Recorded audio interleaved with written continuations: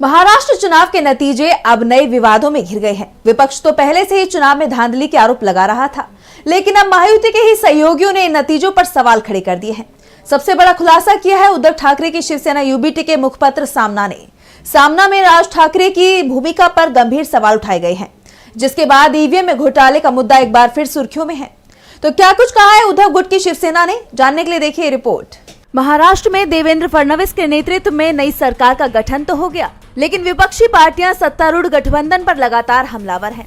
अब उद्धव ठाकरे की शिवसेना यूबीटी के मुखपत्र सामना में राज ठाकरे की भूमिका पर सवाल खड़े कर दिए गए। महाराष्ट्र नवनिर्माण सेना यानी कि मनसे प्रमुख राज ठाकरे ने महाराष्ट्र चुनाव के नतीजों पर सवाल खड़े किए थे और कहा था कि शरद पवार को इतनी कम सीटें मिलना संभव बात नहीं लगती।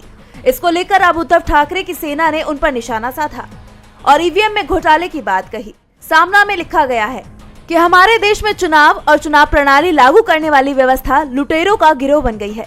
भारतीय जनता पार्टी से खास नजदीकी रखने वाले मनसे प्रमुख राज ठाकरे ने अचानक महाराष्ट्र चुनाव नतीजों पर संदेह व्यक्त किया है। उनकी भूमिका थी कि देवेंद्र फडणवीस ही मुख्यमंत्री बने, लेकिन अब जब फडणवीस मुख्यमंत्री बन गए हैं तो राज ने महाराष्ट्र के समग्र नतीजों पर आपत्ति जताई है।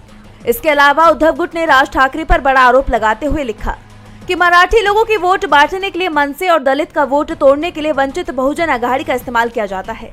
इन दोनों की मदद से देवेंद्र फडणवीस और अमित शाह महाराष्ट्र में अपने मंसूबे को अंजाम देते हैं और ये बात छुपी हुई नहीं है।